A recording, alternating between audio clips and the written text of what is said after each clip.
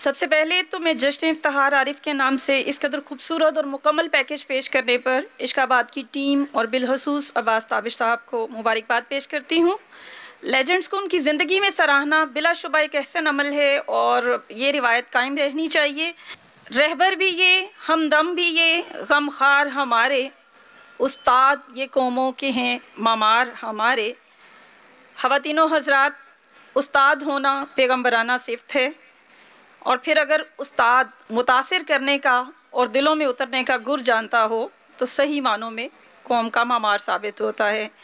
آج ایسے ہی special guest ہمارے ساتھ ہیں قاسم علی شاہ صاحب، آپ کی پرزور تالیوں میں بلا شبہ آپ ان کے نام سے پوری طرح سے واقف ہیں اور مزید کچھ کہنا سورج کو چراغ دکھانے کے مترادف ہے۔ سر آپ کو خوش آمدید کہتی ہوں۔ بہت مہربانی۔ سر قاسم علی شاہ صاحب ایک اچھے بھلے استاد تھے، بچوں کو پڑھا رہے تھے، پھر موٹیویشنل اسپیکر کیسے بنے؟ بہت شکریہ جی آپ کا عائشہ، بڑی نوازش۔ اور میں اپنی گفتگو کا آغاز تو شکریہ سے کروں گا۔ انتہائی محترم، میرے دل کے بہت قریب عباس تابش صاحب، آپ کا بہت بہت شکریہ۔ اگر میں دل سے کہوں، یہ میرے جذبات بھی ہیں اور یہ کہہ لیجئے کہ میرا اوپینین ہے پراپر۔ اس کو اگر کبھی ریکارڈ کر کے رکھ لیا جائے تو یہ حوالے کے طور پہ استعمال ہو سکتا ہے کہ ادب کی اس انداز سے خدمت اگر اس ملک میں کوئی کر رہا ہے تو وہ عباس تابش صاحب ہی ہیں۔ بالکل بالکل، بلا شبہ۔ اس کی وجہ یہ ہے، بنیادی طور پہ یہ معاشرہ، یہ ملک، یہ مردہ پرست ہے، یہ بلیک اینڈ وائٹ میں کھیلنے لگ پڑا۔ سوسائٹی کا آگے چلنا گرے سے ممکن ہے، بلیک اور وائٹ تو بڑی ایکسٹریم ہے۔ علی بن عثمان الحجویر یہاں سے کچھ کلومیٹر کے فاصلے پہ دفن ہے، اتنا نیک شاید دوبارہ نہیں کوئی ہو سکتا۔ اس شہر میں بڑے گناہ گار لوگ بھی ہوں گے، یہ دو ایکسٹریمز ہیں، لیکن اس میں کچھ تھوڑے تھوڑے ہم جیسے گناہ گار بھی ہیں جو گرے ہیں۔ اس زوال پذیر معاشرے میں زندہ لوگوں کی قدردانی یہ بہت ضروری ہے۔ بالکل۔ اس کی وجہ یہ ہے کہ انسان جتنا مرضی مضبوط ہو جائے، میں کہتا ہوں کہ وہ وقت کا ولی اللہ بن جائے، پھر بھی یہ نہیں ہو سکتا کہ وہ بنیادی ضرورتیں جو اس کی فطرت اور جبلت میں ہیں وہ اس سے آزاد ہو سکے۔ اکنالجمنٹ یہ ہر ایک کی نیڈ ہے۔ یہ ایسا نہیں ہے کہ اکنالجمنٹ ایک ایسا لیول آتا ہے جہاں پر جا کے اس کی ضرورت نہیں رہتی۔ ایسا نہیں ہے کہ تعریف، سچی تعریف وہ کسی کو بری لگنے لگ پڑے، پتہ لگ جاتا ہے آخر کار۔ یہ ہم جو سارے اس لکھنے پڑھنے کے شعبے سے منسلک ہیں، ایک وقت کے بعد پتہ لگ جاتا ہے کہ سامنے والا خوشامد کر رہا ہے جی، یا تعریف کر رہا ہے۔ تو اس معاشرے میں کسی کی سچی تعریف اور اکنالجمنٹ جس انداز سے زندہ لوگوں کی بالخصوص عباس تابش صاحب کر رہے ہیں، یہ قابل تعریف ہے، اور میری دعا ہے کہ اللہ تعالیٰ ان کو اسی طرح ہمت دے اور اس طرح کے شاندار ایونٹس۔ پہلے بھی میں ان کے ایک ایونٹ میں آیا ہوں، اور آج کا ایونٹ تو جو انہوں نے لاہور کا قلعہ فتح کیا ہے، یہ تو کمال ہی کر دیا انہوں نے۔ اب جہاں تک رہ گیا کہ میں اچھا خاصا پڑھا رہا تھا تو اتنا گمراہ کیسے ہو گیا کہ امید دینے والا استاد بن گیا۔ پاکستانی معاشرے میں افتخار عارف صاحب ایک بڑا ظلم و ستم ہے۔ ہم بنے بنائے ہمارے چوکٹے ہیں، فریم ہیں، ہم انہی میں چیزوں کو فٹ کرنے کے عادی ہیں۔ مثلاً لوگ تنقید کر رہے ہوں گے کسی بھی پروفیشن پہ، کہہ رہے ہوں گے یہ سارے ہی ایسے ہوتے ہیں جی۔ شہروں پہ تنقید ہوتی ہے کہ جی فیصل آباد کے لوگ تو ایسے ہی ہوتے ہیں جی، حالانکہ فیصل آباد میں اچھے اچھے لوگ ہوں گے، کوئی ایک دو نکل آئیں گے ایسے جو آپ کا ایکسپیرینس اچھا نہیں ہے۔ تو مجھے عباس صاحب ایک صاحب ملے، انہوں نے کہا جی آپ نے ایک بڑا ظلم کیا۔ کہ جی میں نے ظلم کیا کیا؟ آپ نے یہ موٹیویشنل سپیکرز کی فوج بنا کے قوم کو دے دی ہے۔ میں نے کہا جی آپ مہربانی فرما کے وہ جو موٹیویشنل سپیکرز ہیں ان کے نام گنوانے شروع کیجئے۔ جب انہوں نے نام گنوانے شروع کیے تو 5 کے بعد گنتی ختم ہو گئی۔ میں نے انہیں کہا کہ اب آپ مجھے اینکرز کے نام گنوائیے۔ تو وہ ابھی 102 پہ تھے. میں نے روکا, میں کہا رکو, یہ تعداد 1300 کے قریب ہے نیوز کاسٹرز اور اینکر ملا کے. میں نے اگلا سوال کیا کہ شاعر بتائیے. تو آج کل سوشل میڈیا سے اور ٹک ٹاک کی وجہ سے شاعر وافر مقدار میں نظر آ رہے ہیں. موجود تو پہلے بھی تھے, پلیٹ فارم آسان ہو گئے ہیں. تو ابھی عباس صاحب انہوں نے 3 درجن نام لیے تھے, تو میں نے کہا رک جاؤ. جی میں کہا میری اطلاع میں ہے کہ جو میرے علم میں ہے وہ 250 شاعر میرے علم میں ہے. سنگرز پہ چلا گیا کرتے. میں نے کہا اب کتنا بڑا ظلم ہے. آپ ایک پروفیشن کے 5 سے زیادہ نام نہیں جانتے, اور وہ بھی 5 نام وہ جو امید دینے والے ہیں, سچی امید دینے والے ہیں. ہوا میں کچھ کھڑا نہیں کر رہے. سب سے زیادہ ہوا میں کھڑا تخیل ہوتا ہے, بالخصوص ایسا کوئی تخیل کا پروڈکٹ جس کو ریلیٹ نہ کیا جا سکے, جس کو دھکے سے ریلیٹ کرنا پڑے. تو میں نے کہا 5 نام آپ نے بتائے ہیں اور آپ کہہ رہے ہیں کہ میں نے ظلم کیا. پھر میں نے عرض کیا کہ پاکستان میں سب سے زیادہ ڈی موٹیویشنل سپیکر پائے جاتے ہیں. بالکل ایسی ہی ہے. یہ ہر جگہ پہ ہیں. یہ کئیوں کے پاس تو اس شکل میں بھی ہے کہ انہوں نے زندگی میں 3 بار قبول ہے کہا تھا, مل گیا تھا, میل یا فیمیل کی شکل میں. یہ کئیوں کو اللہ نے عطا کیا ہوا ہے ساس محترمہ کی شکل میں, کئیوں کو ابا حضور ڈی موٹیویشنل ملے ہوئے, کئیوں کو بیٹا حضور جو ہے وہ ڈی موٹیویشنل ملے ہوئے, کئیوں کو کوئی باس ملا ہوا ہے. میں الحمرہ 8واں افتخار عارف صاحب عذاب مجھ پہ آیا اور میں چیئرمین رہا, تو اللہ نے پھر میری توبہ کو قبول کیا, میری عرضی ریزائن کی قبول ہو گئی اور میری جان چھوٹی. میں نے زندگی میں منافقت کا وہ درجہ زندگی میں پہلی بار دیکھا جو کبھی ایکسپیرینس ہی نہیں تھا. مجھے وہ تعریف کا سامنا کرنا پڑتا تھا جو مجھ میں ہے ہی نہیں. پھر محترم عطا اللہ قاسمی صاحب سے ایک دن میں فیض لینے چلا گیا. انہوں نے پھر مجھے لسٹ بتائی کہ میرا بیٹا یہ فلاں کی بات کو کبھی سیریس نہیں لینا, یہ تمہیں کچھ کہیں گے اور تمہارے ای ڈی کو کچھ کہیں گے اور لڑوا کے خوش ہوں گے. پھر ای ڈی کے ساتھ میں نے دوستی کی. میں نے کہا جی سب سے پہلے آپ ہاتھ میں لائیے, یہاں پر یہ سازش ہوتی. یہ پورے معاشرے میں سازش, حسد, کینہ, لیگ پولنگ اتنی زیادہ ہے. ایک صاحب کو میں نے بڑا پریشان دیکھا. میں نے کہا پریشان کیوں ہے؟ کہتے ہیں میں نے ان کو دیکھا اس لیے پریشان ہوں. تو جس کی طرف اشارہ کیا وہ مسکرا رہا تھا, بڑا ڈیسنٹ خوبصورت سی اسمائل تھی. میں نے کہا وہ تو مسکرا رہے ہیں, آپ کیوں پریشان ہیں؟ کہتے ہیں ان کی جو مسکراہٹ ہے مجھ سے برداشت نہیں ہو رہی ہے.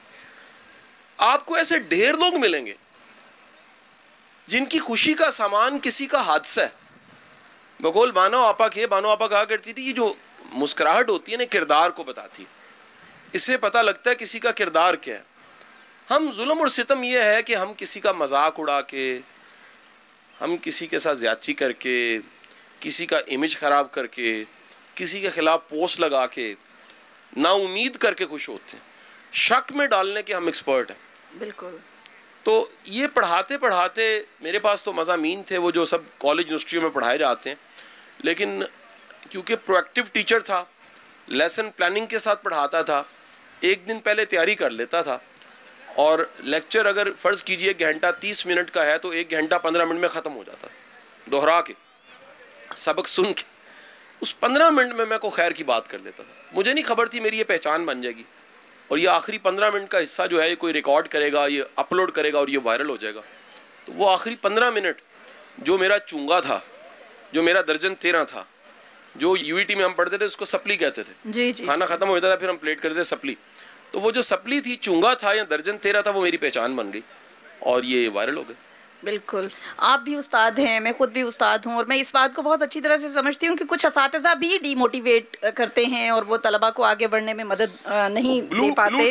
بلو ٹک ڈی موٹیویشنل اسپیکر ہوتے ہیں. یہ آج کی ٹرمز میں بولنا چاہوں گا. بلو ٹک اصل میں ہوتا ہے سرٹیفائڈ. ہاں جی. تو شاہ صاحب آپ امید دیتے ہیں, کبھی آپ کو نا امیدی کا سامنا کرنا پڑا؟ بہت بار جی. ایسا ہو ہی نہیں سکتا, کوئی دعویٰ ہی نہیں کر سکتا کہ وہ قائم دائم رہ سکتا ہے. بالخصوص آپ جیسے جیسے اس معاشرے کی حقیقتوں سے واقف ہوتے ہیں تو آپ کا کرب بڑھ جاتا ہے. جی جی. پھر اس کرب کو ختم کرنا, اپنے آپ کو نیوٹرل کرنا, وہ پھر ایک اسائنمنٹ بن جاتی ہے. میں تو اس کو ایک روز کہہ لیجئے, جیسے رات سونے سے پہلے کہتے ہیں توبہ کر کے سونا چاہیے, استغفار پڑھنی چاہیے, میں بھرپور کوشش کرتا ہوں کہ ہر نئے دن کو نئے دن کے طور پہ لیا جائے اور دن کے اختتام پہ پورے دن کو ایک دفعہ ریکال کر کے اگر گناہ تھا تو توبہ کر لی جائے, غلطی تھی تو کال کر کے معذرت کر لی جائے. کئی بار میں نے آپ سے معافی مانگی ہے جی. تو وجہ یہ ہے کہ دن میں کوئی غلطی ہوگی تو معافی مانگ لیجئے اور اس کو زیرو کر کے سو جائیے. تو میں پورا سامان, جس طرح کھانے پینے کا سامان اور گاڑی کا فیول بڑا امپورٹنٹ ہے, میں امید کو بھی اسی طرح اہم سمجھتا ہوں کیونکہ یہ ختم ہو جاتی ہے. میں نے ایک واقعہ چند دن پہلے سنایا تھا, میں اس ویڈیو والے واقعے کو سنا دیتا ہوں. افتخار عارف صاحب, یہ بڑا مجھے میری زندگی کی یادداشتوں میں ایک یادداشت ہے واقعہ. میری عمر 23 سال تھی. میرے ایک استاد تھے, اللہ غریق رحمت کرے, انتقال فرما چکے ہیں, سبجیکٹ کے ٹیچر نہیں تھے. میں زندگی میں استادوں کو 2 حصوں میں تقسیم کرتا ہوں. ایک وہ رٹے والے استاد ہیں اور دوسرے استاد وہ ہیں جن سے ہم نے زندگی پڑھی, جن سے محبت ہمیں ہو گئی. ان کی محبت میں گرفتار ہو کے ہم ان کے پاس جانے لگ پڑے. تو میں ان کے پاس ایک دفعہ گیا. انہوں نے کہا کہ یار آج میری طبیعت ناساز ہے. میرے پاس موٹر سائیکل ہوتی تھی CD70.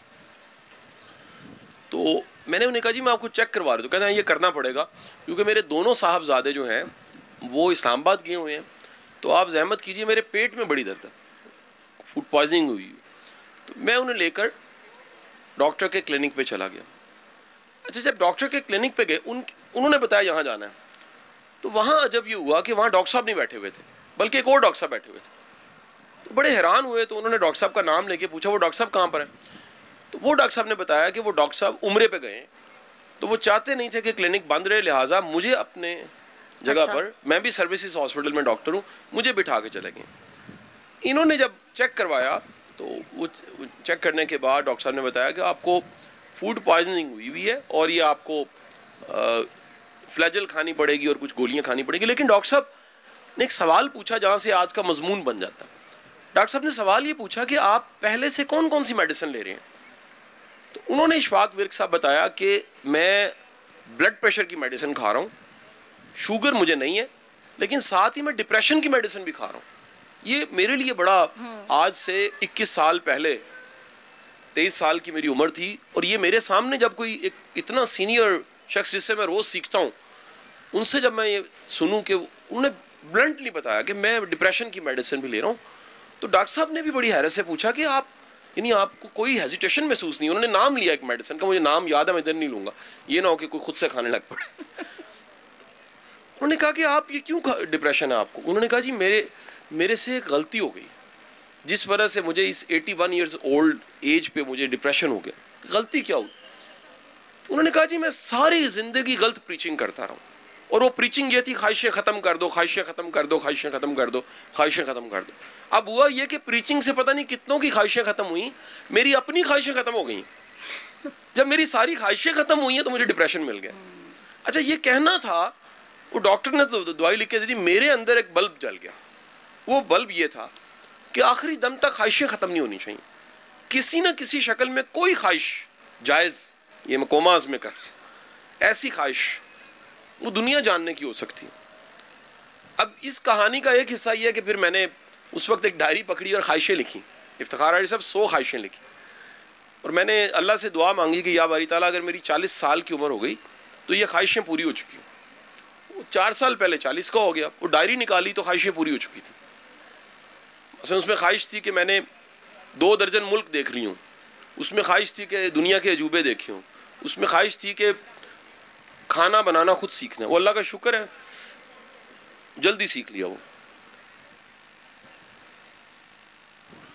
اس طرح بے شمار کام تھے. واقعتاً چند دن پہلے میری ٹیم نے, افتخار صاحب, اس کی کتاب بنا دی اور اس کتاب کا نام رکھا 40 کا چلہ, کہ یہ وہ 40 کا چلہ تھا جو مکمل ہو گیا. وہ اس واقعے کی وجہ سے, خواہشیں ختم ہونے والے واقعے کی وجہ سے. تو اس کتاب میں نے لکھا کہ اللہ نے اگر مہلت دی تو میں 50 کا چلہ, اب ذرا کیونکہ 40 کا ٹائم پتہ نہیں آگے کتنا ہے, اللہ نے اگر مہلت دی تو 50 کا چلہ, 60 کا چلہ, 70 کا, پھر 80 کا چلہ, اگر اللہ نے توفیق دی انشاءاللہ. وہ جو پہلے والی مکمل ہو چکی ہیں, پھر نئی خواہشیں جو جنم لے چکی ہیں وہ انشاءاللہ پوری کرنے کی کوشش کریں گے. اس سے امید کا سامان پیدا ہو. بالکل. شاہ صاحب, ابھی جو میں سوال آپ سے پوچھنے جا رہی تھی اس کا جواب آپ نے خود تھوڑا سا مجھے دے دیا. اب مجھے سمجھ نہیں آ رہی, کسی خاتون سے ایسا سوال پوچھو تو پکی مجھے کٹ پڑے گی, لیکن مردوں سے پوچھا جا سکتا ہے کہ آپ کی عمر کتنی ہے. اب آپ نے 40 اور کچھ میں نے حساب لگایا تو 44, اگر میں غلط نہیں ہوں تو. آپ کا میرا پیدائش کا سال ایک ہی ہے, مجھے لگتا ہے آپ نے اگر پنگا لے ہی لیا ہے تو جوابی حملہ یہ ہے کہ آپ 2 ماہ مجھ سے بڑی ہیں. اچھا شاہ صاحب, 44 سال یا 40 سال جتنی بھی آپ کی عمر ہے, اس میں 24 سال آپ نے پڑھایا, اور آپ نے پاکستان میں چھوٹے سے بچے کو بھی پڑھایا. جیسے میں نے کہیں آپ کے بارے میں پڑھا کہ گیرج میں ایک بینچ رکھ کے آپ نے آغاز کیا, اور پھر ہم نے دیکھا کہ آپ نے بیوروکریسی اور اعلیٰ جتنے بھی افسران ہیں ان کی بھی ٹریننگز کیں. تو نیچے ایک چھوٹے بچے سے لے کے عدلیہ تک اور اشرافیہ تک اور بیوروکریسی, آپ نے ہر جگہ ہر لیول کے لوگوں کو پڑھایا. تو آپ کیا سمجھتے ہیں پاکستان میں زوال کی وجہ کیا ہے, اور یہ زوال کہاں سے شروع ہوا؟ اچھا عائشہ, یہ بہت بڑا سوال ہے اور اس کا جواب شاید میں 10 منٹ میں کیا دے پاؤں گا. ایک اس کا جز حصہ بتا دیتا ہوں, اور میں امید کرتا ہوں کہ میرے جو استاد بیٹھے ہیں, سب بڑے بیٹھے ہیں, عباس ثابت صاحب, افتخار عارف صاحب, اشفاق ورک صاحب, یہ سب سینئر لوگ میری بات کو شاید سیکنڈ کریں. قرآن پاک کی ایک آیت ہے, یہ سورۃ نحل کی آیت ہے, آیت نمبر 43, اور یہ انتہائی خوبصورت آیت ہے, اور اس کا جو فلسفہ ہے وہ 2-3 چیزوں کو بڑا اچھا کور کرتا ہے زندگی کو سمجھنے کے لیے, آگے بڑھنے کے لیے. آیت کا ترجمہ یہ ہے کہ اگر تم نہیں جانتے تو جو اہل علم ہیں ان سے جان لو. آیت ختم. ہمارا المیہ یہ ہے سوسائٹی کا کہ پہلے تو ہمیں یہی نہیں خبر کہ ہم نہیں جانتے. دوسرا المیہ یہ ہے کہ جو جانتے ہیں ان کے ساتھ ہماری پریکٹس اچھی نہیں رہی. اب جب وہ سچ بھی بتا رہے ہیں تو ہمارا ان پہ یقین نہیں ہے کہ آپ ٹھیک کہہ رہے ہیں. ان کے ساتھ جھوٹ کی پریکٹس اتنی رہی. دکھ دیکھیے کہ یہ ایک ایسا وقت جس میں ہم جی رہے ہیں, اس میں کوئی معتبر نہیں ہے. پاس ایک پوری فہرست پڑی ہے آپ کے ہمسایہ ملک کی موویز کی جو انہوں نے لوکل چھوٹے چھوٹے ہیروز پہ بنائی ہیں. آپ مووی دیکھیے سپر 30, اش کر اٹھیں گے. آپ کہیں گے یار اتنے چھوٹے سے سبق, ایک ٹیچر اٹھتا ہے میتھ کا, 30 نالائق بچوں کو پکڑتا ہے. سچی کہانی, 1972 کی کہانی.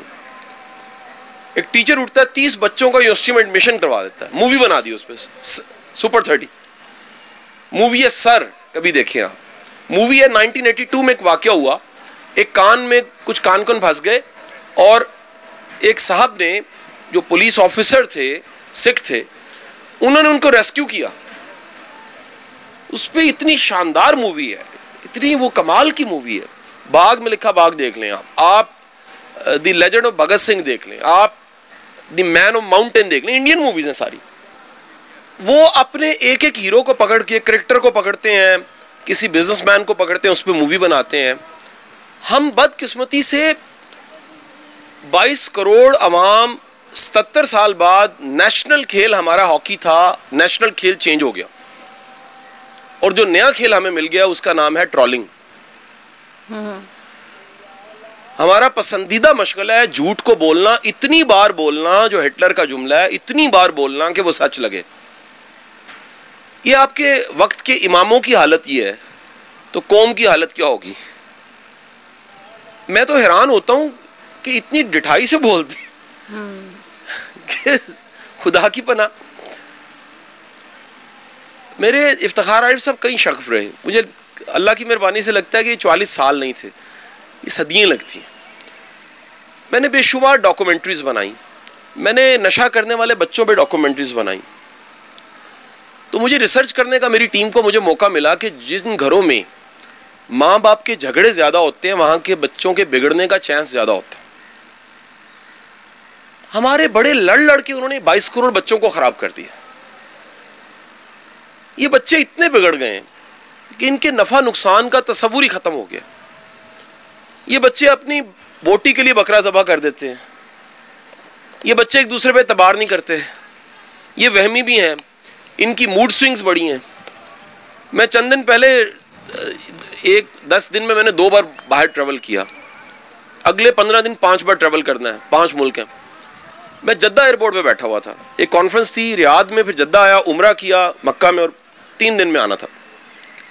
تو ایئرپورٹ پہ افتخار عارف صاحب ایک چھوٹا سا ایک مارٹ تھا, یہاں پر چیزیں ملتی ہیں, ڈیوٹی فری ٹائپ شاپ چھوٹی سی, لیکن اس کا مینیجر لوکل تھا. اس نے مجھے دیکھا, پختون بچہ تھا, مجھے دور سے دیکھ کے نا یوں کرے, پنجابی کہ میں تینوں پوچھنا انہیں. میں بڑا حیران ہوں, یہ مجھے یوں کیوں کر رہا ہے. میں واقعتاً میں گھبرا گیا. میں نے کہا یار یہ اس کی باڈی لینگویج میں ایک اینگر ہے, غصہ ہے, اور یہ انگلی دکھا رہا ہے ایسے کر کے مجھے. تو میں نے اسے پیار سے, بڑی شفقت سے, کسی کے غصے کا جواب میں نے افتخار عارف صاحب سے سیکھا کہ محبت ہی ہوتا ہے, ہمیں درگزری کرنا چاہیے, ہمیں دعائی کرنی چاہیے. یہ میرا افتخار عارف صاحب کا مشترکہ, ان سے میں نے کلیہ سیکھ لیا ہے کہ بڑے لوگ جن پہ ہمیں غصہ آ رہا ہوتا ہے وہ رحم کے قابل ہوتے ہیں. ان سے سیکھا میں نے. تو میں نے بڑے محبت سے, شفقت سے اس کو بلایا,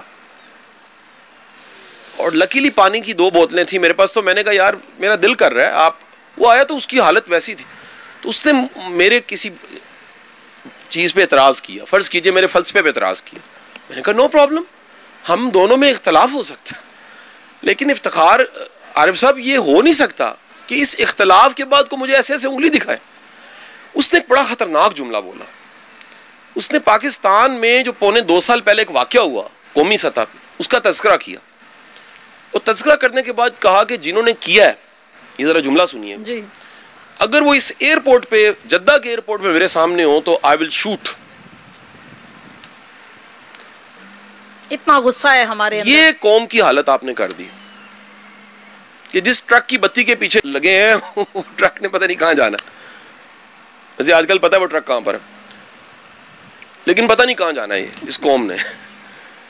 اب یہ اتنا بڑا ظلم اور ستم ہو گیا ہمارے ساتھ کہ ہم ایک تو جانتے نہیں ہیں, دوسرا جسے علم ہے, وہ جسے علم ہے اس پہ ہم اعتبار ہی نہیں ہے. قابل اعتبار بندے ڈھونڈیے آپ جی, ہمارا کسی پہ اعتبار نہیں ہے اس وقت. اعتبار فیتی ہو گیا ہمارا. اور پھر پوچھ لینے کے لیے تو ایگو ختم کرنی پڑتی ہے, نفس کو مٹانا پڑتا ہے, ماننا پڑتا ہے مجھے نہیں پتا. ہم ماننے کو تیار نہیں ہیں. رائن ہالیڈیز بہت بڑا سائیکالوجسٹ تھا, اس نے کو 300 صفحوں کی کتاب لکھ ماری, اور اس کتاب کا نام ہے ایگو از اینمی. اور میں آپ کو یہ جملہ آج عرض کر رہا ہوں کہ بندے کی ایگو ذاتی انفرادی طور پہ اس کو, اس کے خاندان کو تباہ کرتی ہے. لیڈرز کی ایگو جو ہے وہ نیشنز کو تباہ کر دیتی ہے. وہ ہٹلر ہو یا پھر ہمارے ہو معافی کے ساتھ. تو یہاں ستم یہ ہے کہ ہم لوگوں کی اتنی خوفناک طریقے سے برین واشنگ ہوئی ہے کہ ہم سچ سننے کو تیار نہیں ہیں. اور یہ سچ جو بھی بولتا ہے اس کو ہم پھر 2 پولز میں دیکھتے ہیں, بلیک اینڈ وائٹ. آپ ایک طرف بات کریں آپ پٹواری ہیں, آپ یہ بات کریں آپ یوتھی ہیں. یہ اتنی ایکسٹریمز ہیں دونوں, یہ کفار اور مومنین کی طرح 2 ایکسٹریمز ہیں. درمیان میں جو میرے جیسے اور میرے محلے دار اشفاق ورک صاحب جیسے کدھر جائیں؟ ہم تو چھتوں پہ چڑھ کے باتیں کر سکتے ہیں صرف. تو سر یہ برین واشنگ کہاں ہوتی ہے؟ یہ غصہ, یہ اینگر چھوٹے بچوں کو گھروں سے ملتا ہے, اداروں سے ملتا ہے, یا جب بیوروکریسی کی ٹریننگز چلتی ہیں, یہ کہاں پہ یہ ڈالا جاتا ہے, اندر انجیکٹ کیا جاتا ہے؟ دیکھیں یہ تو کہہ لیجئے دہائیوں کا کام ہے جو ہو چکا ہے, اور اس کو ٹھیک ہونے کے لیے بھی پھر دہائیاں چاہیے. اور یہ ایک طریقے سے نہیں ہو رہی ہوتی چیزیں. یاد رکھیں جو مینٹل کنڈیشننگ جسے کہتے ہیں, سائیکالوجی کہتی ہے اس کے ملٹیپل سورس ہوتے ہیں. بعض اوقات ایک واقعہ بھی ہوتا ہے. تو قوموں کی جب برین واشنگ ہوتی ہے تو اس میں ایک سورس نہیں ہوتا, ملٹیپل سورس ملتے ہیں, اور پھر ایسا واقعہ ہو جاتا ہے. تو تبدیلی کیسے آئے گی؟ اس کے لیے اب ہمیں 1-2 نسلوں کو انتظار کرنا پڑے گا. آ چکی ہے, بتایا جا رہا ہے. سر دوسری تبدیلی کی بات کر رہے ہیں. پاکستان دوبارہ اپنے اس پہ, میرا ویسے یہ بڑا ایک کہہ لیجئے فرم بلیو ہے کہ تبدیلی اس دن آ جائے گی جس دن یہ قوم بیدار ہو جائے گی. جب تک ایک فرد واحد کو اپنے رائٹس کا نہیں پتا, اپنے حقوق کا نہیں پتا, وہ خود جا کے مطالعہ نہیں کرتا, وہ کتاب نہیں پڑھتا, وہ محنت نہیں کرتا, وہ جستجو نہیں کرتا. ہمارے ساتھ تو دھوکہ ہی ہوا. لاہور کے رکشوں کے پیچھے اشتہار لگا ہوتا ہے, اسائنمنٹ بنی بنائی ہم سے لیجئے. جی, یہاں سے 2 کلومیٹر پہ اردو بازار ہے, پریکٹیکل کی کاپیاں بنی بنائی ملتی ہیں. لیبارٹریاں ویران ہیں, نمبر لگوائے جاتے ہیں, اور سنا ہے کہ پنجاب کی ایجوکیشن باقی صوبوں سے بہتر ہے. تو جہاں بہتر ہے وہاں کے حال دیکھ لیجئے. میں تو جب بھی کبھی کسی کو پی ایچ ڈی کے خلاف, آپ خود پی ایچ ڈیاں سنا ہے جی, تو میں بات کرتا ہوں آج کے پی ایچ ڈیز کی, جس طرح کی ڈگریاں مل رہی ہیں پی ایچ ڈیز کی, تو وہ بیچارے خلاف ہو جاتے ہیں. پھر وہ کہتے ہیں کہ جی شاہ صاحب بندے ٹھیک نہیں ہیں. تو دکھ یہ ہے کہ 4000 پی ایچ ڈی آپ کا بے روزگار ہے, جو تحقیق کے رستے پہ چل کے اپنے لیے رستہ تلاش نہیں کر سکا. اس کی جہالت پہ مجھے تو کوئی شک نہیں ہے. رستہ بنانا دراصل ریسرچر ہونا ہے, محتاج ہونا, ان پڑھ آپ ڈھونڈیں اس میں جرت زیادہ, کم پڑھے لکھے میں جرت زیادہ. یہ میں صبح برنچ کر کے آیا ہوں, 100 بچوں کا ایک گروپ تھا, ینگ بچے سارے بزنس کر رہے ہیں. 80% کم پڑھے لکھے ہیں, الحمدللہ بزنس کامیاب ہے. کیونکہ پاکستان میں جو بزنس کی ڈگریوں کے بعد بزنس کرتا ہے, بزنس نہیں کر سکتا, وہ نوکری کرتا ہے. ذہنی طور پہ ہم اپاہج پیدا کر رہے ہیں. تو سر پھر کیا ہم تعلیم چھوڑ دیں بس؟ نہ, تعلیم کو اپ گریڈ کریں. آپ اس گیپ کو ختم کریں. آپ کے پڑھنے لکھنے والا ریلیونٹ کیوں نہیں ہوتا؟ ہم کہہ رہے ہیں جی ایم اے اردو ضروری نہیں ہے. ایم اے اردو آج کے لیے ریلیونٹ کیوں نہیں ہے؟ وہ ایسا کانٹینٹ کیوں نہیں لکھ پا رہا جو پڑھا جائے, جو جانا جائے, جو اس ماڈرن میڈیمز پہ آئے اور وائرل ہو جائے؟ جی, ہم اسے ریلیونٹ نہیں کر پا رہے. سر اس کی وجہ شاید یہ ہے کہ ہم انگریزی کو شروع سے اتنا زیادہ ہم نے اختیار کر لیا ہے, اور ہم نے اس کو اہمیت دے دی ہے کہ ہم اردو کی شکلوں میں, لفظوں کی شکلوں میں, اردو زبان میں الجھ کر رہ گئے ہیں, اور بالکل ہم نہیں سوچتے اس کے بارے میں. اور جو سچا پڑھنے والا ہے وہ تو 4 لاکھ کیا 15 لاکھ میں بھی پی ایچ ڈی کی ڈگری نہیں بیچے گا یا تھیسس نہیں کرے گا, جو خود محقق ہے یا کام کرتا ہے. ایسے ہی سر میں خود قاسم علی شاہ فاؤنڈیشن سے وابستہ ہوں. آپ نے ایک بہت بڑا پروجیکٹ شروع کر رکھا ہے, لاکھوں بچے, لاکھوں کروڑوں روپے کا اسکالرشپ دیا جاتا ہے, سینکڑوں ہزاروں کی تعداد میں بچے وہاں سے, ہمارے نوجوان جو ہیں وہاں سے فیض پا رہے ہیں. لیکن میں خود بھی اس فاؤنڈیشن کے بارے میں پہلے نہیں جانتی تھی. جب تک میں نے اس کو جوائن نہیں کیا تھا, جب تک میں اس کے اندر کچھ ماہ تک اس میں شامل نہیں ہوئی, پوری طرح سے اس میں انوالو نہیں ہوئی, مجھے نہیں پتا تھا. تو اس کی کیا وجہ ہے؟ آپ کے اتنے لوگ قاسم علی شاہ کو کچھ اور طرح سے جانتے ہیں, یہ جو خیر بانٹنے کا کام یا جو نیکی کا, بھلائی کا ایک سلسلہ جاری ہے, اس سے کیوں آگاہ نہیں ہیں لوگ اتنے؟ اصل میں دیکھیے, ایک تو ہمیں ہمارا چیلنج, میں نے پہلے کہا کہ جیسے کسی کے ساتھ حادثہ ہوا ہوتا ہے نا, اس کے بعد اس کا اعتبار گواچ جاتا ہے, اس کا اعتبار کرنے کو دل نہیں کرتا.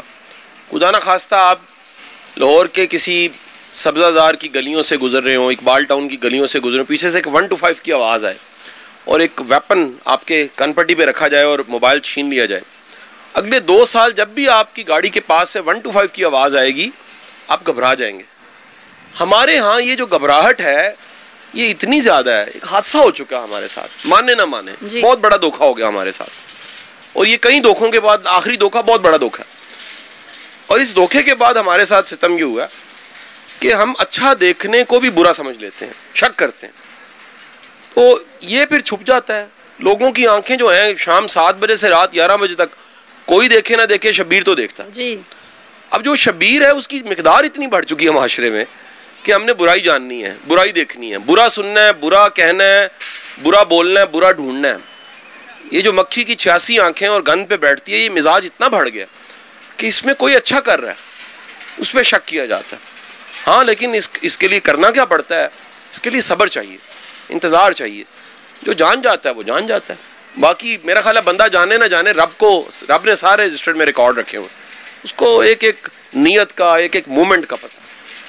بالکل بالکل اسی طرح سے ہے. وقت ہمارے پاس کم ہے اور ہمیں یہ سیشن ختم کرنا ہے. ایک آخری سوال میں آپ سے کرنا چاہوں گی کہ فاؤنڈیشن میں بہت زیادہ مختلف موضوعات اور ہر تقریباً شعبہ ہے زندگی آپ اس کے اندر کور کرتے ہیں. کوشش ہوتی ہے کہ تمام اسکول آف تھاٹس کو اس میں لایا جائے, اس امبریلا کے نیچے. صوفیزم کے بارے میں آپ کا کیا خیال ہے؟ کیا اس پہ بھی کام ہو رہا ہے, یا آپ داتا صاحب کی نگری سے گزر کے آئے ہیں, ایک پورا ایک ایسا طبقہ بھی ہے جو اس کو صحیح نہیں سمجھتا, اور ایسا بھی ہے جو اس کو بہت زیادہ اس کے پیروکار ہیں؟ خود آپ کی کیا اس میں رائے ہے؟ میں اپنا ایکسپیرینس بتا دیتا ہوں آپ کو. جو کتابوں میں صوفی ہیں مجھے زندہ نہیں ملے, اور جو زندہ ملے ہیں وہ ہم جیسے ہی تھے.